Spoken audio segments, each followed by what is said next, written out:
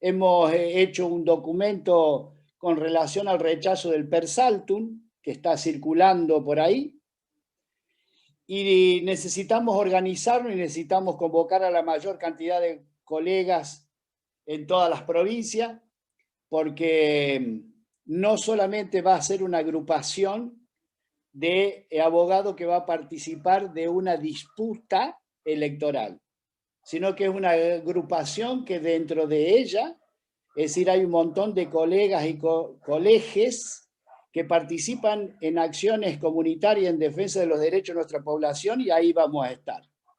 Creemos que es una agrupación que tiene un destino muy importante, y por eso los invitamos, así conocen a algún colega, algún abogado que no esté en la Julio Mayer, los invitamos a que se conecten con nosotros para que se incorporen. Y a renglón seguido quiero decir de la oportunidad de lo que estamos viviendo en este momento con la derecha en Argentina. Siempre nos estamos preguntando un montón de militantes que dicen, nos ganaron la calle, hay que salir a contestarles. La derecha la derecha no nos ganó la calle, ni hay que salir a contestarle. Es caer en el juego de la derecha. Nosotros pensamos, yo pienso, que son consignas objetivas pero no acertadas, y son objetivas porque lo magnifica y lo amplifican los medios de difusión. Y este problema ya lo hemos vivido en otras épocas, en otras generaciones, en mi generación, de caer en la provocación de la derecha. Siempre la provocación de la derecha trae consecuencias graves para nuestro pueblo. Y en este momento, la derecha que se siente acorralada porque perdió. La derecha perdió en Argentina. La derecha no pudo desarrollar su mejor escenario, que era volver a ganar en estas elecciones, renovar el gobierno de Macri. No pudo, nuestro pueblo se organizó y le ganamos a la derecha en Argentina. Y ahí es que viene el problema en Argentina, ganarle a la derecha. Empiezan una campaña de desestabilización institucional. No pueden hacer lo que le hicieron a Dilma, lo que le hicieron a Lugo, no pueden hacer lo que le hicieron a Correa, no pueden hacer lo que hicieron en Honduras. Primero porque no tienen mayoría en las legislaturas, no tienen mayoría, no tienen el consenso en la superestructura, pero sí tienen la capacidad de daño y de provocación, mucha provocación, mucho daño, y están en una escalada muy peligrosa de violencia social. A esto se le suma la pandemia. No solamente son profetas del odio, sino también de la muerte. Nosotros pensamos que no hay que caer en esa provocación, porque la violencia, esta escalada que ellos están haciendo y van a seguir, llegaron a un punto que casi no tiene retorno. No solamente por el hecho de que hayan denunciado en la marcha los otros días el domicilio de nuestra compañera Cristina, sino eso es para la dirigencia, eso es para la masa, pero la masa copia conducta y las copia mal. Entonces ya empiezan las agresiones, ya empiezan las agresiones con los periodistas, esa campaña de la sociedad rural contra Heller, esa estúpida venderle nafta a un periodista, pero son señales, es decir, muy serias que hay que tener en cuenta. Serias para tener en cuenta porque ellos están en retroceso. Han fracasado con su política y este problema de que no estén en el gobierno les trae una consecuencia muy seria. Es muy posible que cada uno de estos funcionarios estén al borde de la cárcel. Y ese es el problema que tenemos. Es un gato acorralado. Ese gato acorralado nosotros no tenemos que generarle las condiciones para que nos arañe. Nuestra respuesta no es con más violencia, no es entrar en la escalada de la violencia. Nuestra respuesta tiene que ser política. Y nuestra respuesta política es, nosotros que somos de un partido, es organizarnos, crecer, crecer y crecer.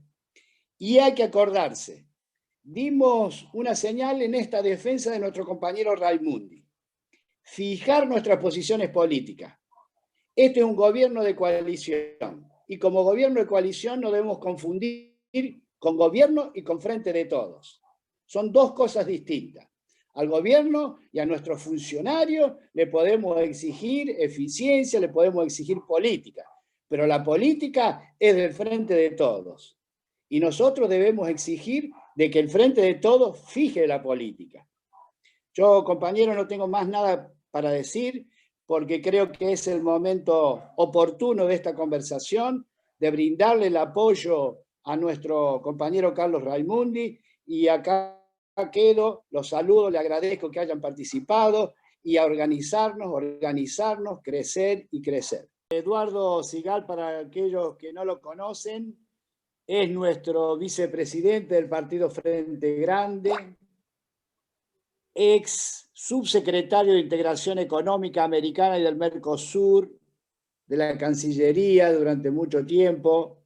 O sea, su experiencia internacional es muy grande, y ex senador con mandato cumplido. Saludarlos a todas y a todos.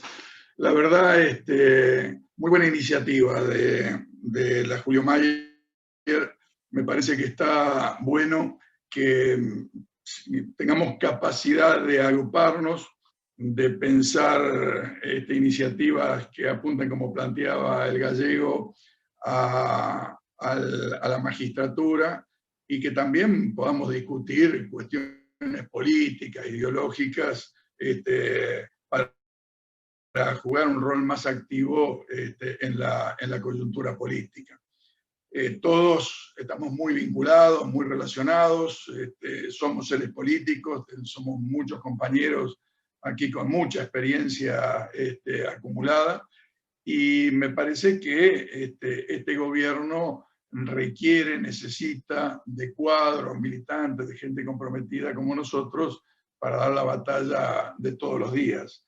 Es imposible que un gobierno de coalición no tenga algunas contradicciones, pero es necesario que no solo esas contradicciones se resuelvan en el marco de los debates dentro del gobierno, sino que tiene que haber mecanismos para poder brindar y dar nuestras opiniones como militantes políticos. Por lo tanto, yo creo que este tipo de debate nos ayudan y apuntan en esa dirección.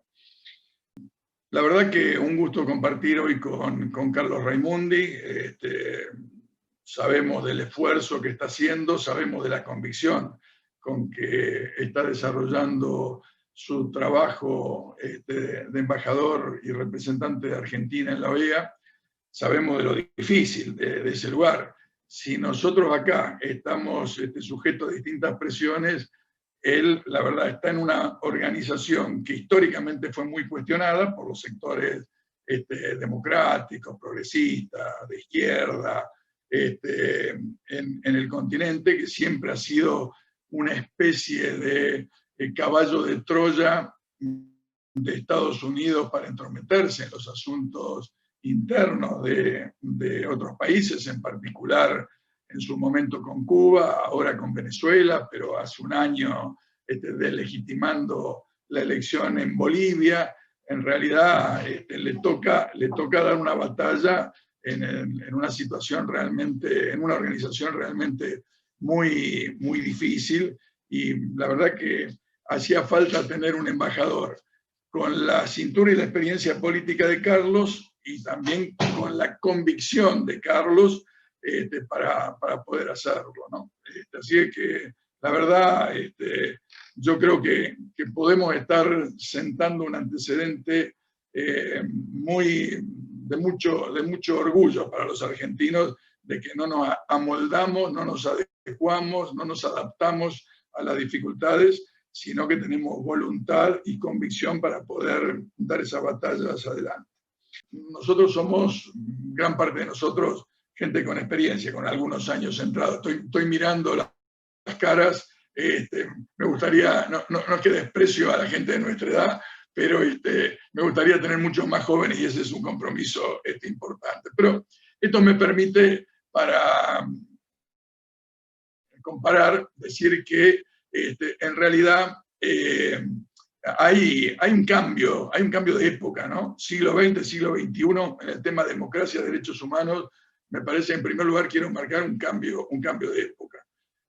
Siglo XX, básicamente, golpes militares con acompañamiento civil, cercenamiento, periodos democráticos o constitucionales, con gobiernos muy acotados por los factores de poder y siempre cercenando la capacidad de organización, de expresión, las libertades públicas. Siempre los gobiernos, no solo las dictaduras que tuvimos en el siglo XX, sino gobiernos constitucionales siempre con leyes que cercenaban las dificultades, digamos, las posibilidades de la expresión, en particular del movimiento obrero. Ustedes hagan un poquito de memoria, leyes contra el comunismo, leyes contra el sindicalismo, leyes que llevaron a tener en gobiernos democráticos centenares de presos.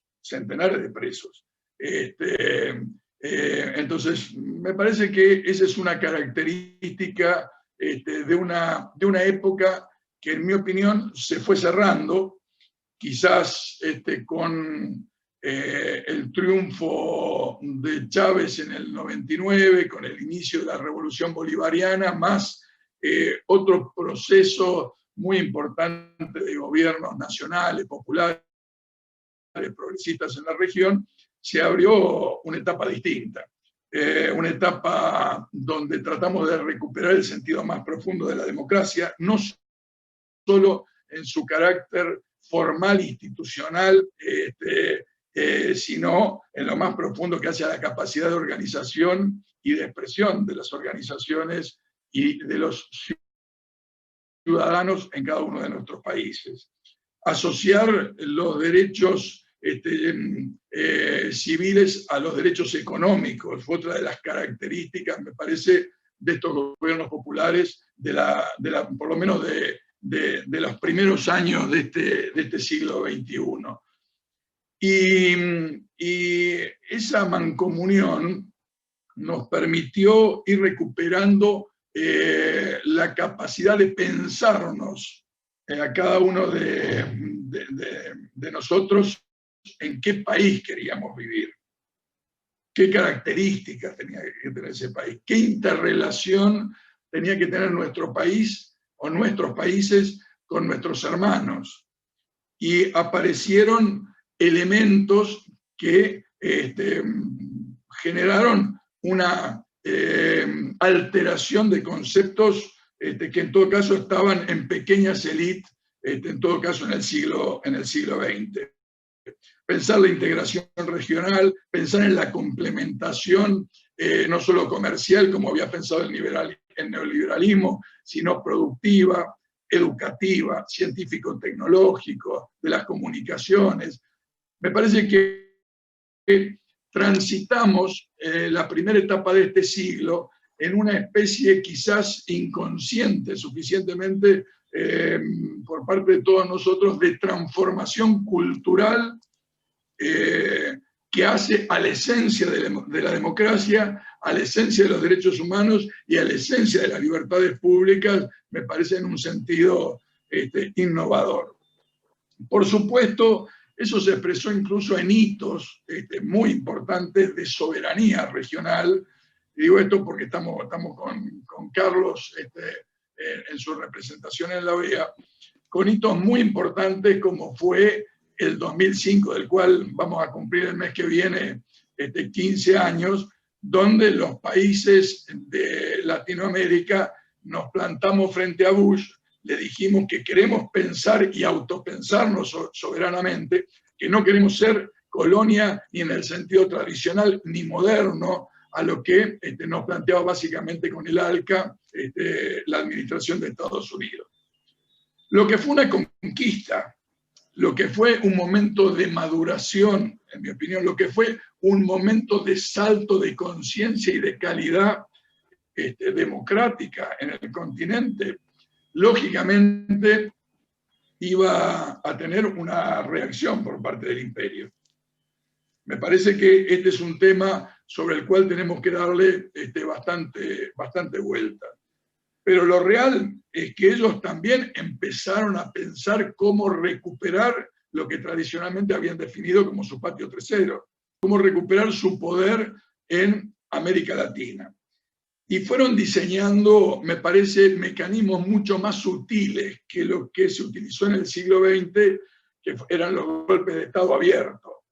Y inventaron esto que hemos definido el lawfare, la conjugación de acciones del poder económico y muchas veces militar sobre los parlamentos y sobre el poder judicial para hacerlos serviles a un proyecto de acotamiento de la capacidad autónoma de los gobiernos que habían sido democráticos y legítimamente electos por el pueblo. Esa situación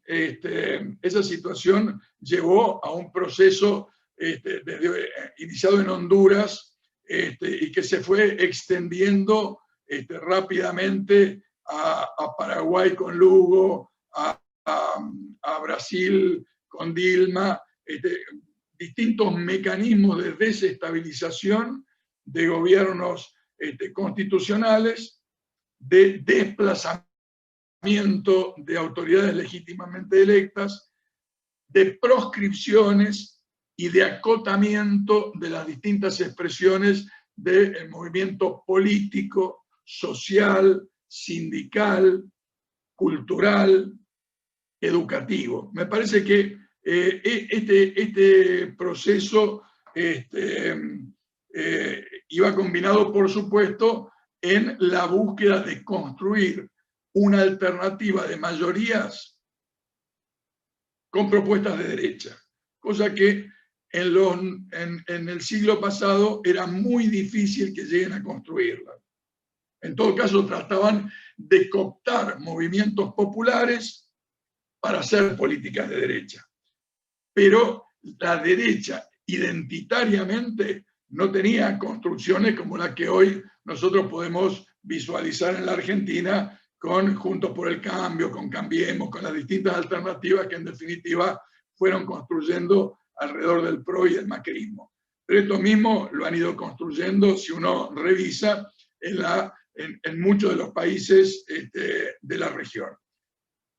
Me parece que este es uno de los temas, por lo menos, que yo quería plantear como un desafío para el pensamiento, porque también nosotros tenemos que ayornar nuestro propio pensamiento para ser inteligentes en enfrentar a la derecha concentrada en nuestros países, que genera estos mecanismos de desestabilización, pero que también ha ubicado que las redes sociales, los medios de comunicación masivos, tienen que ser un complemento a la concentración económica si quieren conservar poder.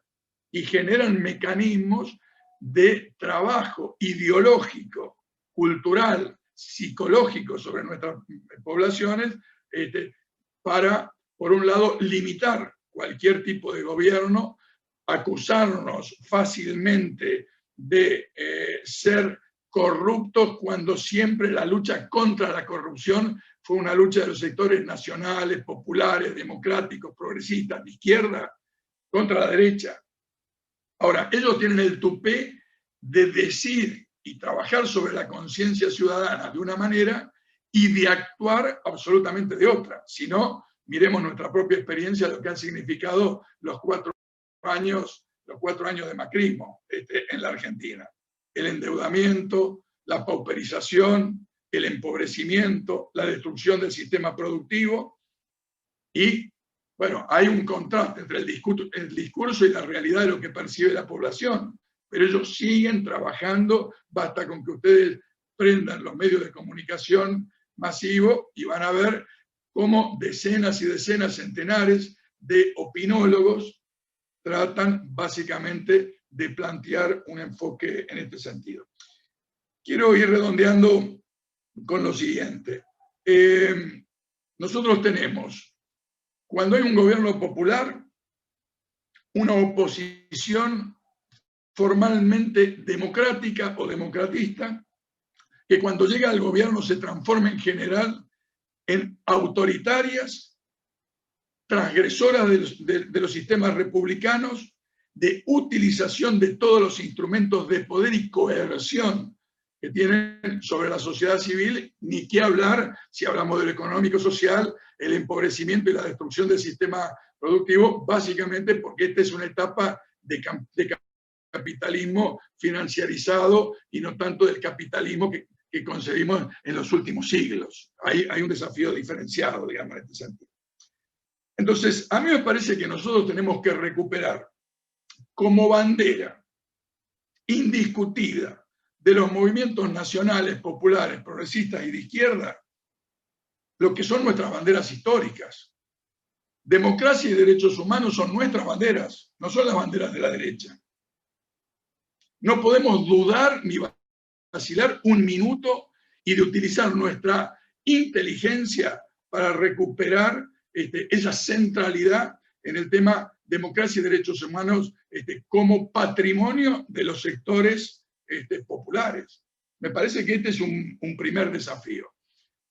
En eso tenemos que encontrar la inteligencia, y a esto los estoy convocando, de todos nosotros, la inteligencia del conocimiento, la inteligencia de la política, la inteligencia de la articulación con la sociedad, para pensarlo no en un sentido burdo, para pensarlo en el sentido de la inteligencia que nos requiere los desafíos del momento. Primero, no dejarnos disputar las banderas, pero segundo, ayornarnos, repensarlo, generar una articulación entre lo institucional, lo económico-social, lo cultural, en cuanto a desafío y concepto global del tema de derechos humanos. Me parece que este es un tema que hace a la esencia de una concepción también que tiene que ser ayornada sobre la democracia. No puede ser que nos pongan a la defensiva, amigos. Por ejemplo, a mí me gustaría estar discutiendo si la Constitución argentina en este momento, la que viene del 53 y la que fuimos reformando hasta el 94, expresa los desafíos que tiene la Argentina del siglo XXI. Me gustaría estarlo discutiendo, ni siquiera digo reformemos la Constitución, digo, démonos la posibilidad de discutir estas cuestiones, porque el 70% de los ciudadanos hoy de la Argentina, hasta por un problema de edad, no pudieron participar en el 94 en la discusión de ese modelo de país, con todas las críticas que podemos tener. ¿Por qué no podemos? ¿Por qué nos ponen a la defensiva? ¿Por qué nos ponen a la defensiva que si queremos reformar la Constitución es para blanquear a los funcionarios de los gobiernos populares, para darles impunidad, para generar prebendas a los sectores de menores recursos? No, reconocer derechos. Entonces nos ponen a la defensiva, nos ponen a la defensiva. Y nosotros tenemos que ser inteligentes. Yo recuerdo en el 2011 lanzamos un movimiento por la reforma constitucional en la Argentina. Lo habíamos hablado con el gobierno. Y habíamos quedado, no vamos a tomar el tema de la reelección. No faltó que larguemos la idea para que a los 3 minutos salgan los que son más papistas que el Papa de nosotros mismos a decir, esta es la gran oportunidad para habilitar la reelección de Cristina. Con lo cual matamos la iniciativa de carácter político, ideológico, cultural que queríamos dar como debate en la sociedad argentina. ¿Se entiende? Tenemos que pensar no solo desde el sentimiento de lo inmediatista, sino en la proyección de la Argentina y la Latinoamérica que queremos construir. Tenemos que darnos la posibilidad de pensar en grande si queremos resolver los problemas actuales, pero no nos tenemos que limitar a las coyunturas. Miren, lo que nosotros necesitamos, y esto es el debate en definitiva, que me parece muy, muy inteligentemente y, por supuesto, no saliendo de las pautas que el gobierno había fijado. También él lo va a explicar mejor que yo. Carlos Raimundi abrió debate no contra el informe de Bachelet en Naciones Unidas, sobre otro informe, pero instaló el tema de un concepto sobre el tema de la batalla de los derechos humanos. Y me parece que eso es lo interesante de lo que se instaló, que después, en alguna medida, por supuesto, se asoció por los medios de la derecha, se hizo toda una batalla de carácter político-cultural por parte de ellos para condicionar lo que venía después en la Convención de Derechos Humanos de Naciones Unidas. Después, a la semana, entonces lo utilizaron, digamos, todo esto. Yo lo que quiero decirles, y ahí en todo caso entro muy brevemente, que nosotros también cuando pensamos en las organizaciones internacionales, cuando pensamos en nuestros debates, cuando pensamos en defender la democracia y los derechos humanos, lo tenemos que pensar con un sentido estratégico y eso excede el marco de fronteras hacia adentro en un solo país. Tenemos que pensarlo en un sentido más general, regional, latinoamericanista. Por eso a mí me parece que estaba muy bien planteado el 10 de diciembre por Alberto Fernández, nuestro presidente, y después en distintas ocasiones y en la inauguración de la Asamblea Legislativa, cuando él plantea que nosotros tenemos que priorizar la relación con México y establecer, no porque seamos gobiernos iguales, ni que seamos perfectos, ni el gobierno de México es perfecto, ni el gobierno argentino es perfecto, sino que había que ubicar un sentido estratégico de gobierno de carácter democrático y popular que vayan articulando políticas en una región que después de estos del lawfare y demás viene teniendo gobiernos cada vez más de derecha y limitantes de la expresión popular. Existe la posibilidad de que México y Argentina articulen un simbolismo en Centroamérica del Norte y en el sur de Sudamérica, y que esto se vaya transformando en un simbolismo que se vaya extendiendo hacia el resto de los países de América del Sur. No menciono en este caso Venezuela, Cuba, Nicaragua, que por supuesto los considero aliados en ese enfoque y en esa búsqueda, pero en todo caso por las características particulares del desarrollo interno de esos procesos, que incluso se definen como revolucionarios, transgresores, algunos por el socialismo. Además, son definiciones que no hacen estrictamente a lo que nosotros hemos definido, ni estamos en condiciones de definir en esta coalición que expresa el Frente de Todos y el gobierno del Frente de Todos, y tampoco el gobierno de Andrés Manuel López Obrador en México. Pero entre ellos y nosotros, más una articulación con Venezuela, Cuba y Nicaragua, podemos mostrar de que empieza a haber una alternativa y un imaginario distinto para lo que uno quiere concebir para la región. Esto es en definitiva lo que nos quieren transmutar o cercenar cuando nos ponen en el centro de la cuestión en Venezuela. Y no miran lo que ocurre en Chile con la violación de los derechos humanos. Parece que no existe este pibe de 16 años que los carabineros tiraron en el puente, o las represiones que hay a las movilizaciones populares en Colombia, en Perú, en Brasil, en Bolivia. Parece que no existiese, por ejemplo, la proscripción de líderes como Evo Morales o ayer como Lula da Silva. Entonces, me parece, están ganando una batalla de carácter ideológico y cultural que a veces nos pone a nosotros mismos a la defensiva. Por eso es tan valioso lo que hizo Carlos Raimundi en la OEA.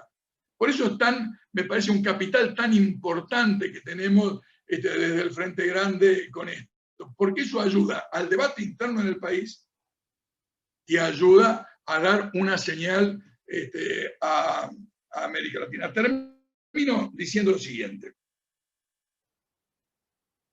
En estas últimas horas se reunió el Grupo de Lima. A mí me causa gracia, le digo francamente, gente de nuestro espacio que sale a reivindicar que no acompañamos la declaración del Grupo de Lima. Estamos tan a la defensiva, estamos tan colonizados, que teníamos dudas que íbamos a votar un proyecto de declaración a favor de la intervención externa en Venezuela. Lo hago casi a propósito al final como una provocación hacia todos ustedes. Porque nos han metido y nos cercenan tanto la idea de la transformación, de que venimos a ser un gobierno transgresor, que nos paramos desde lo popular, que somos profundamente democráticos, que no nos entrometemos en los asuntos internos del Poder Judicial, que utilizamos, por supuesto, el poder que nos deviene de las urnas en el Senado y con todo el derecho, si tenemos mayoría, tenemos la capacidad de elegir después del trámite jurídico que corresponde, Consejo de la Magistratura mediante, los jueces. ¿Por qué no? ¿Por qué no? ¿Se entiende? Entonces, me parece que este tipo de cuestiones nosotros tenemos que soltarnos un poco, pensar un poco más, tratar de fundamentar estas u otras ideas, porque me parece que el desafío que tenemos es muy grande. No podemos administrar crisis. No vinimos a administrar mejor lo mal que administraron ellos. Nosotros queremos transformar la Argentina en una Argentina profundamente democrática, donde se respeten los derechos humanos, donde el trabajo sea un derecho, donde el salario digno sea una posibilidad y donde el sindicalismo y los partidos políticos, las organizaciones estudiantiles, culturales, de los profesionales tengan capacidad de expresarse y tengan capacidad de hacer valer el ida y vuelta con el gobierno legítimamente electo. Bueno, hasta aquí. Muchas gracias y seguimos adelante. Nuestro querido embajador ante la OEA, Carlos Raimundi. Y aparte de ser embajador, fue diputado nacional, Carlos, y aparte de eso, fue uno de los jóvenes dirigentes que parió la democracia después del 76 en el 83. Fue un dirigente extraordinario de nuestras juventudes argentinas. A Carlos, cuando hacíamos la invitación, invité a muchos amigos personales de aquella época que lo vinieron a acompañar y darle todo su apoyo de diferentes lugares de las provincias argentinas. Bueno, hablar de Carlos es hablar también de nuestro partido, es hablar de todas las orientaciones que ha venido teniendo nuestro partido Frente Grande Nacional, y es hablar de quienes participa, estando ya embajador, participa de todas nuestras reuniones. No es un embajador que se olvidó de su responsabilidad política, que es estar con los suyos y participar y dar su opinión como uno más en nuestras reuniones de la Mesa Política Nacional. Por eso entonces le agradecemos y ahora te damos la palabra, Carlos, para que nos dé el enfoque de esta conversación. Bueno, muchísimas gracias. Primero felicitar la iniciativa de constituir esta agrupación de abogados. Lo digo como un abogado que lamentablemente no tengo la disponibilidad en este momento para poder participar activamente de la agrupación, pero a mí me parece una iniciativa extraordinaria. Nosotros estamos ante una situación tremenda, no únicamente en la Argentina. Los argentinos y las argentinas siempre le ponemos nuestros propios condimentos a las cosas, ¿no? Pero no crean que nada de lo que sucede en la Argentina es ajeno a lo que está sucediendo en el resto del mundo. En muchas sociedades con mayor o menor similitud de la nuestra está pasando una cosa muy parecida, que tiene que ver con un modelo de época, con un clima de época, no con una particularidad nacional. Y ese clima de época está marcado por algo que ya venía adelantándose previamente a la pandemia, y es el modo en que está organizándose la producción en el mundo, el hiperconsumo, cómo se están fragmentando sistemas que antes estaban mucho más unificados, eran más homogéneos. La terciarización de la economía genera fragmento, lo que produce una empresa lo produce en 5, en distintos lugares, donde había un solo sindicato hay 5, fragmenta, quiebra los lazos de homogeneidad, de unidad, quiebra la posibilidad de sostener un sujeto social y político que interpele a los poderes fácticos. Y si eso lo unimos a algo que sí se intensificó con la pandemia, no es que se inventó con la pandemia, pero se intensificó, se precipitó con la pandemia, que es, por ejemplo, el teletrabajo, la educación a distancia, las relaciones familiares en el plano virtual, todo eso lleva a fragmentar, todo eso lleva a replegar, a individualizar, no a colectivizar, no a socializar. Sumemos el papel de las redes, el corto plazo, el impacto, la cultura de lo descartable, de lo desechable, de lo que dura 30 segundos, si no lo viste en esos 30 segundos, desaparece, la fotografía que dura un día en Instagram y si no desaparece, el tweet que en 10 palabras tiene que explicar toda una política, y si no genera impacto y no genera título, no sirve. Se está como incorporando, se está como inoculando homeopáticamente, imperceptiblemente, dosis de veneno social, dosis que trata de apelar a lo peor de nosotros, al malestar, al resentimiento, al odio, no a la reflexión, no a la idea colectiva, no al lazo social, al repliegue en lo individual, en lo que impacta. Tal es así que en Alemania, por eso no pongo el ejemplo únicamente de la Argentina, para que no creamos que es solo en la Argentina, y sucede en todos los lugares del mundo, pero en Alemania se acaban de manifestar, en Berlín, los neonazis con los libertarios, juntos. Uno dice, desde la lógica tradicional, ¿qué tiene que ver? Es el Milei alemán que dice que el Estado debería desaparecer con el nazismo que en nombre del Estado cometió las peores tragedias. Están juntos. ¿Contra qué? Contra un orden político, contra la constitución de un sujeto. Fíjense que por primera vez, como dice Jorge Alemán, los movimientos de izquierda, los movimientos populares que siempre tratamos de interferir sobre el statu quo, de alterar el statu quo, de conmover el statu quo, somos los que ahora estamos pidiendo algún orden, alguna cohesión, algún sistema lógico de interpretación. Porque del otro lado se está construyendo, en términos de Alemán, el pandemonium. Ahora, el pandemonium no es el modelo definitivo, es la transición hacia el logro de que una parte importante de la sociedad a nivel mundial reclame un orden neofascista.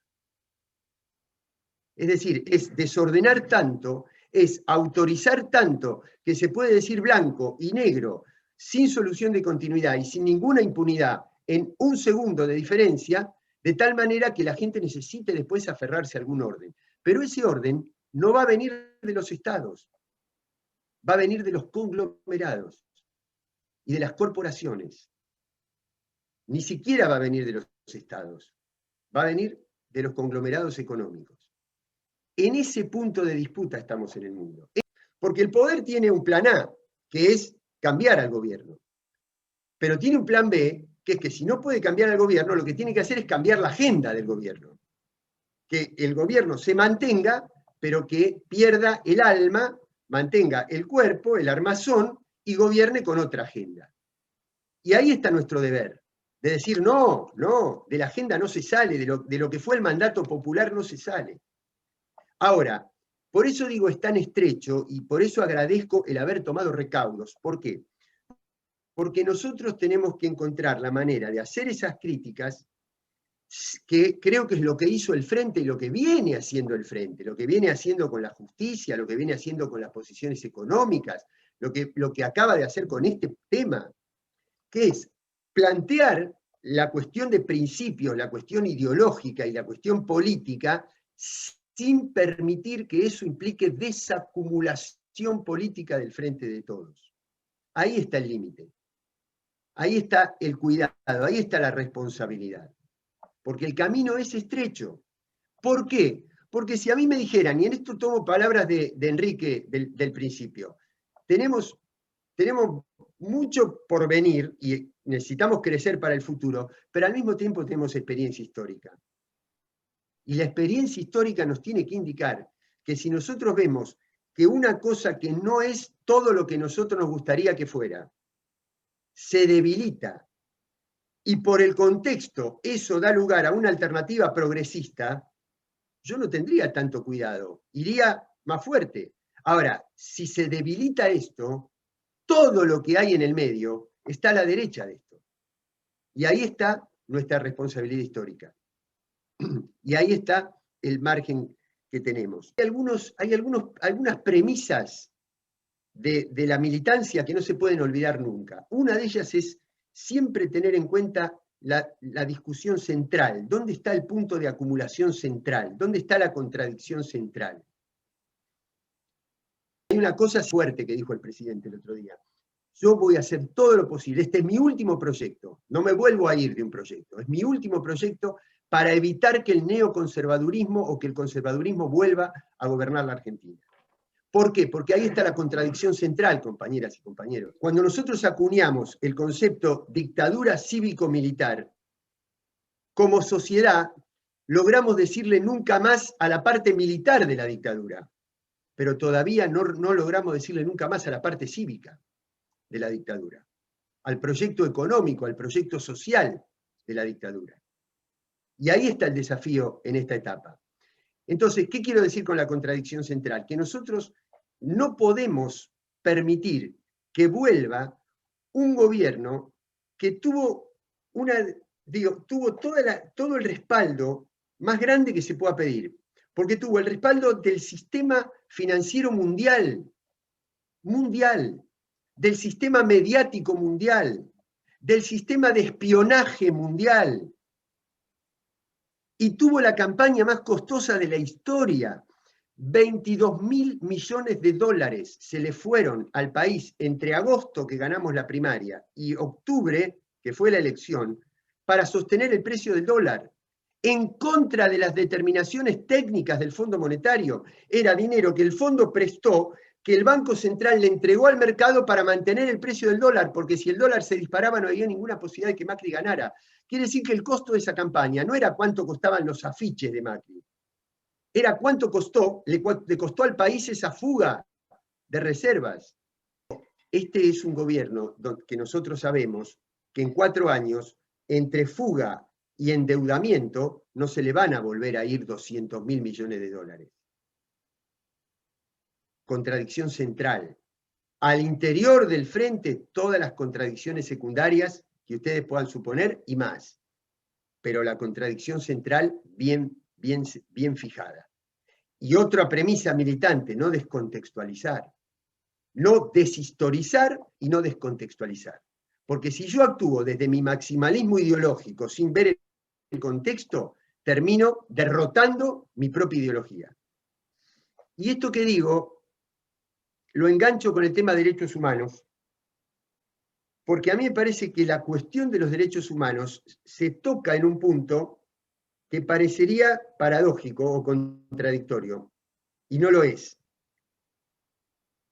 Nosotros probablemente en el segundo tramo de mi intervención hablemos de los derechos humanos en términos de abuso del sistema represivo estatal. Pero el abuso del sistema represivo estatal llega como corolario del abandono de la responsabilidad estatal previa.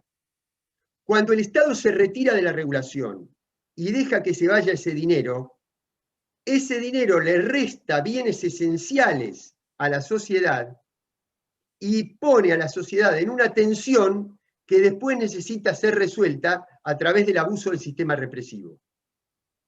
Cuanto más liberal en lo económico es un Estado, más represivo necesita ser y más autoritario necesita ser en lo político. Un Estado que mejor regula la economía, que menos abandona las medidas, las herramientas de regulación, consigue una sociedad más cohesionada, reduce los niveles de tensión y por lo tanto puede aflojar el aparato represivo. Las dos caras, los dos costados complementarios, las dos caras de la medalla del respeto por los derechos humanos. Que yo esté aquí no quiere decir que yo no sepa qué es la OEA, y qué fue la OEA, y cómo fue la historia de la OEA. La OEA tiene una historia oscura y opaca, y soy muy benévolo, digamos, con lo que estoy diciendo. Porque la historia de silencios, de complicidades, con los golpes de Estado, con las invasiones militares, con los crímenes políticos, con las dictaduras, es una cosa que no se puede tapar con las manos, que el sol no se puede tapar con un dedo. Es así. Y fíjense qué cosa simbólica. Ustedes saben que yo no lo sabía. Yo había visitado la OEA anteriormente, pero nunca reparé que en el jardín que está delante del edificio de la OEA hay una estatua enorme de Isabel la Católica. O sea, en lo simbólico, ¿no? Es el colonizador el que protege al sistema interamericano. Si después uno viaja por la historia, de la corona española pasamos al Imperio Británico y del Imperio Británico pasamos al imperio del capital financiero globalizado.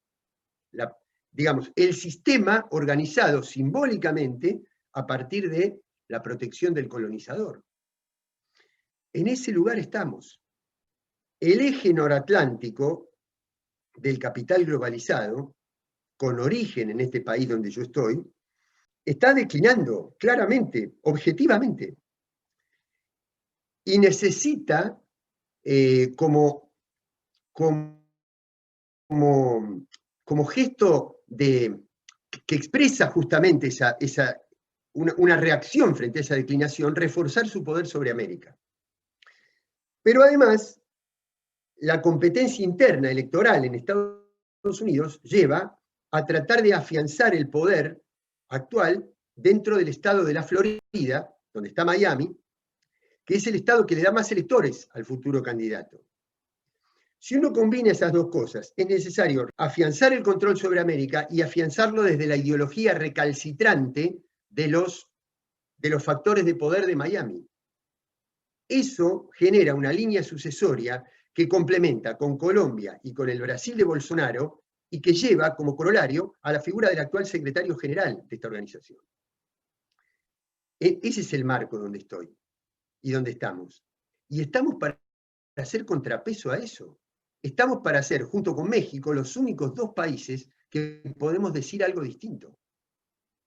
Les doy una idea, por ejemplo, fíjense qué señal de autocrítica y de neutralidad y de democracia que da esta organización donde yo estoy, que su informe electoral del año de octubre de 2019 fue el principal responsable de crear un clima de enrarecimiento político en la sociedad boliviana que luego exacerbó las condiciones para el golpe de Estado.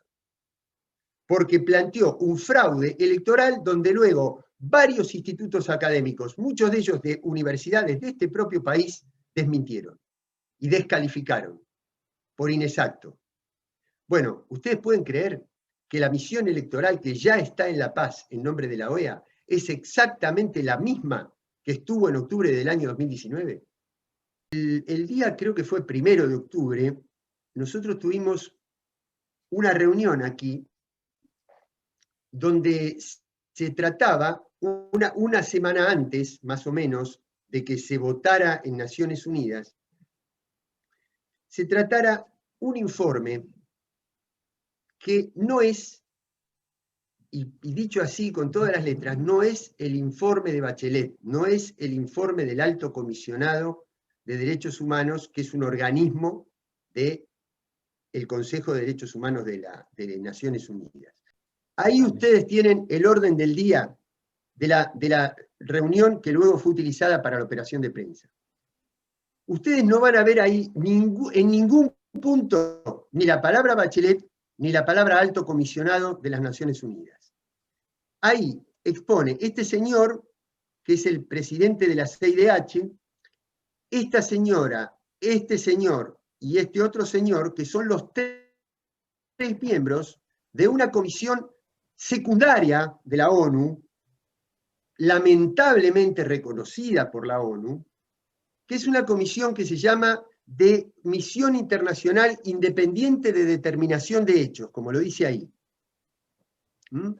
Este señor, que es el coordinador de esa comisión, Francisco Cox, es abogado de los denunciados por represión de la dictadura de Pinochet. Para que se den una idea de qué estamos hablando, ¿no? Y ahí no van a ver en ningún momento. Y a lo último, no dice que hay que votar nada, dice comentarios y aquí hay un informe electoral de un señor Leandro Querido. Es probable que Ángel Bruno y algunos otros compañeros de la capital, de la ciudad de Buenos Aires, recuerden el nombre de Querido. Este chico es hijo de un antiguo caudillo radical, Querido, que está a cargo de un observatorio electoral que en Bolivia también denunció el fraude de las elecciones de Evo Morales el año pasado, para que se den una idea de qué estamos hablando. Y a lo último, ustedes habrán visto ahí que decía comentarios y observaciones. Si yo tengo al delegado de Estados Unidos, al de Brasil, al de Colombia y al representante de Venezuela aquí, que es un representante de Guaidó, no es el representante del gobierno de Venezuela, es un representante de Guaidó, que plantean crímenes de lesa humanidad, dictadura, intervención y eliminación de las elecciones, yo no puedo hacer otra cosa que desmarcarme de ese enfoque. Porque si no, ¿para qué estoy acá? No, ni aprobé ni rechacé. Hice, como decía el orden del día, comentarios y observaciones. Sobre el informe de Bachelet, no. ¿Por qué no? Porque no estaba en juego el informe de Bachelet. Porque el informe de Bachelet es un informe serio. Es un informe que se basa en 13.000 observaciones hechas adentro del territorio de Venezuela. Es una misión que tuvo cooperación técnica del gobierno, que ingresó al territorio, que visitó cárceles, visitó comisarías, visitó juzgados, visitó organizaciones de la sociedad, visitó víctimas o denunciantes de presuntas o no presuntas, confirmadas, violaciones a los derechos humanos, que las hubo. Que las hubo. Tanto las hubo que el Ministerio Público Fiscal de Venezuela le presentó a la Corte Penal Internacional y al Consejo de Derechos Humanos y a la propia Bachelet un informe con cerca de 1.000 personas de su personal, tanto de la Guardia Nacional como del personal policial de los departamentos, que estaban juzgados y algunos de ellos condenados y privados de la libertad física por violaciones a los derechos humanos. El propio gobierno colaboró con Bachelet y Bachelet reconoce esa colaboración y le agrega a su informe escrito una serie de consideraciones orales donde plantea esto, que después están escritas también, plantea esto que estoy diciendo.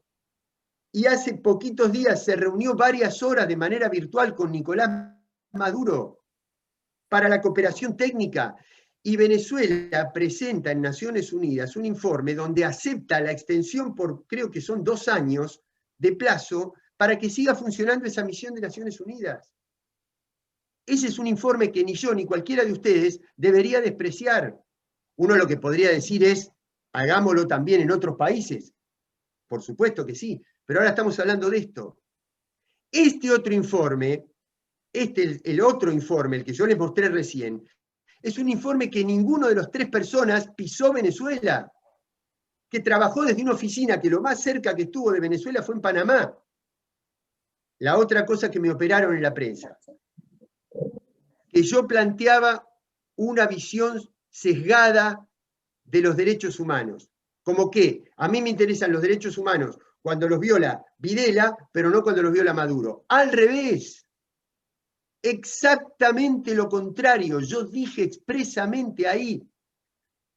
Nosotros, si verdaderamente defendemos los derechos humanos, nos tenemos que centrar en la persona que los sufre, en la persona que sufre el tormento, no en el gobierno que la perpetra. Eso forma parte de la lectura política, del contexto.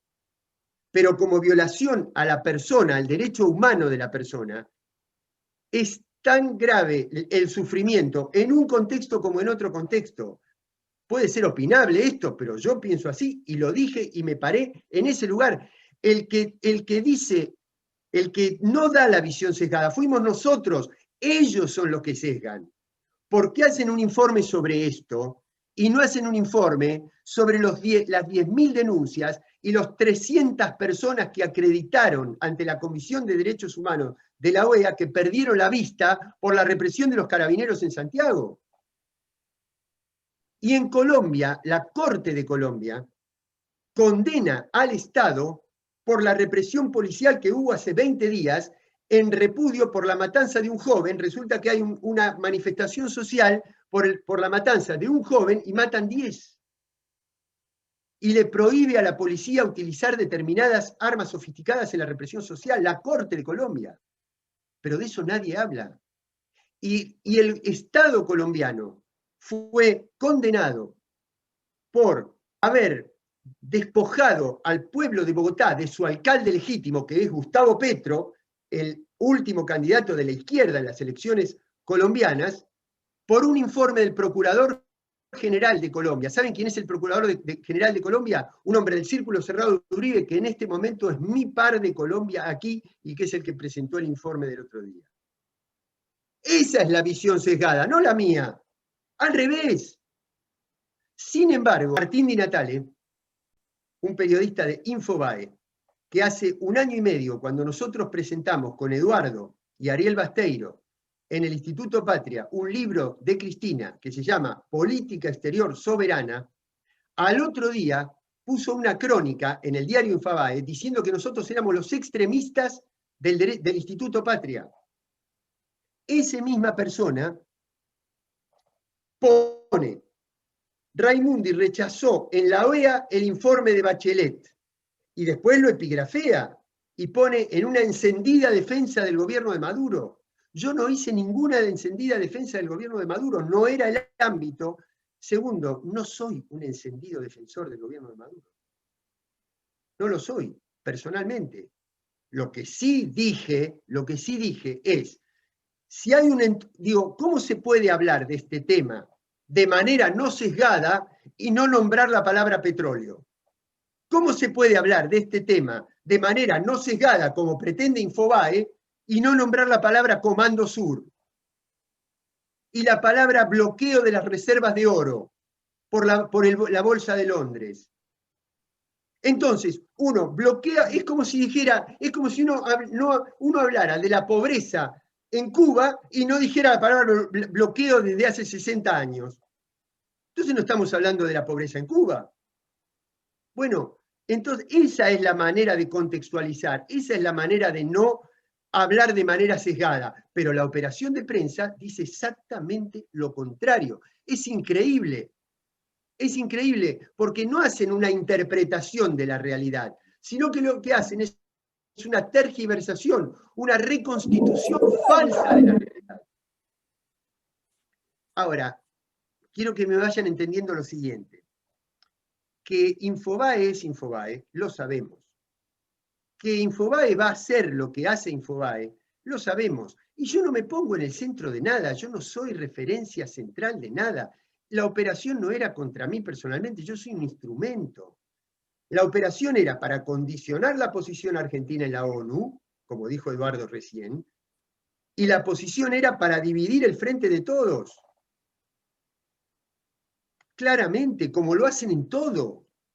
Como lo hacen diciendo que se van las empresas del país, como lo hacen diciendo que este nuevo organismo, el Nodio, es para censurar a los periodistas libres, y como hacen para todo. Porque si ustedes analizan todas las declaraciones que fue haciendo el gobierno desde ese momento en adelante, y peor todavía, desde la votación en la ONU en adelante, para tratar de explicar la votación, no difiere en nada prácticamente de lo que yo dije. Pero claro, ya nos habíamos comido la operación. Entonces yo creo que la operación se podía haber evitado si hubiera habido un manejo político de administrar los matices y si hubiera habido una organización política previa a la cual explicarle, y no solo explicarle, no poner a la organización como un sujeto pasivo al cual yo le explico cuál va a ser la posición, sino que la interpelo para que me diga si hay margen para explorar alternativas. Y si se hubieran explorado alternativas, tal vez no hubiéramos tenido los problemas que tuvimos al interior del frente. ¿Cuál era la necesidad? Ninguna. Si yo, a ver, compañeros, ¿quién de ustedes que está acá, compañeros, compañeras, puede ser sospechado de que no va a condenar una violación a un derecho humano cuando la ve? O cuando la tiene comprobada. ¿Cómo me van a decir a mí? Infobae me va a decir a mí que soy yo el que no respeto la condena a los derechos humanos. ¿Mm? Entonces, si la esencia de la posición era la que debía ser. Ahí el problema es que en la ONU hubo un voto que por un lado se explica de esta manera y uno entiende mejor cuando se le explican, pero cuando está plasmado como voto, ahí genera un problema en la situación geopolítica. Y voy terminando, y les pido disculpas por la extensión. Porque yo soy totalmente consciente que un gobierno vulnerable en términos económicos, solitario en términos geopolíticos, y muy presionado por la devaluación, porque las empresas necesitan insumos y necesitan tener abiertas las líneas de crédito, y eso implica legitimidad financiera del país en el mercado financiero internacional. Una cantidad de factores. Acuerdo con el FMI. Estoy de acuerdo que nuestro gobierno no apoyara una declaración que se votó también en la ONU, que la votó México, por ejemplo, a favor, que nuestro gobierno no apoyara una declaración que solamente había obtenido el respaldo de 4 países: Venezuela de Maduro, Irán, Siria y Turquía, medio de la guerra Armenia-Azerbaiyán. Ustedes me dicen, la Argentina no debe quedar comprometida con un apoyo tan sesgado en el medio de este otro contexto financiero. Hasta ahí yo digo, sí. Ahora, creo que tal vez se podrían haber explorado. Quiero que no me lo utilice después Infobae esto diciendo para que la Cancillería después me desautorice. Lo estoy diciendo con toda seriedad, con todo respeto, que probablemente con una administración política más organizada, la próxima vez podamos explorar que si bien es necesario no quedar solamente sesgado con este costado, eso no implique la necesidad de quedar pegado con otro grupo de países con el que la inmensa mayoría de los votantes del Frente de Todos no está identificado. ¿Cómo sigue la operación? Yo no rechacé nada, pero Infobae dice rechazó. El vicecanciller dice inmediatamente, Raimundi no rechazó nada. ¿Qué dice Infobae después? La Cancillería desautorizó a Raimundi. ¿Se dan cuenta cómo se fabrican las operaciones? Ahora, primera aclaración al respecto. Miren, si nosotros reconocemos como nuestra conducción, como suele decir Mario Seco, yo la reconozco como mi conducción política. Otros la reconocerán no como la conducción lineal, sí como una gran referencia. Es opinable. Pero a mí, Cristina me mostró, me enseñó, que hace 13 años, empezó con la valija de Antonini, siguió con Skanska, y después siguió con todo lo que ustedes ya saben desde la 125 en adelante. No hubo un minuto de su vida que no estuviera en un titular, que no estuviera en un zócalo, que no estuviera en una estación de servicio, en un restaurante, en una sala de espera, acusada de las peores cosas, que le costaron la salud a su hija, y todo lo que ya sabemos. Y está ahí íntegra, y es el factotum de que la Argentina haya podido tener el gobierno que tiene. A mí, desde ese ejemplo, me podrán operar no una semana, todo el resto de mi vida, que no me mueven un pelo. A mí lo que me apena es que haya otros que se compran esas operaciones para que objetivamente debilitan al gobierno. Pero yo no me voy a ir de acá si no es una decisión militante. ¿Por qué? Primero, porque un diario no puede poner y sacar un embajador. Segundo, porque no sé si va a venir alguien que tenga mejores posiciones, no porque sean mías personales, sino porque uno representa un espacio político. Por eso fue tan importante el papel del Frente Grande en este episodio, como lo fue en otros anteriores, y como seguramente lo será con más fuerza en los que vienen. Y tercero, porque eso hubiera sido utilizado para dividir a Alberto de Cristina. Y nosotros necesitamos que Alberto y Cristina estén unidos, porque si no el país se cae y vuelve el conservadurismo. Creo que estas cosas hay que pensarlas en términos geopolíticos. Hay dos rostros en el mundo, el del libre mercado y las corporaciones, y el de la multipolaridad y los estados. Y eso es la esencia de la agenda global. Yo no digo que la Argentina se tiene que alinear acá, no. La Argentina tiene que recostarse sobre aquel sector que le está proponiendo una agenda global sobre valores compartidos. Y hay que mirar eso. Y eso también es una discusión en el frente, porque hay quienes en el frente recomiendan que la Argentina tiene que alinearse sobre el proyecto América Crece. ¿Qué es el proyecto América Crece? Y prometo que termino con esto. Es un proyecto que en la disputa geopolítica, en la guerra comercial y en la guerra geopolítica mundial, Estados Unidos tiene que sacar capitales de países del este de Europa y de Asia y relocalizarlos y ubicarlos en América, bajo la tentación de que eso va a traer grandes inversiones y muchas fuentes de trabajo. ¿Cuál es el cambio de eso? Lo que está a cambio, la contraprestación, es los recursos naturales, bajar impuestos, bajar derechos laborales y tener la libre disponibilidad de las utilidades sin ningún tipo de regulación y de las patentes de propiedad intelectual. Eso a algunos sectores de este amplio frente les resulta atractivo, la nueva alianza para el progreso. Esos son debates serios que tenemos que dar. Para eso estamos. Bueno, muchísimas gracias, compañeros. Gracias.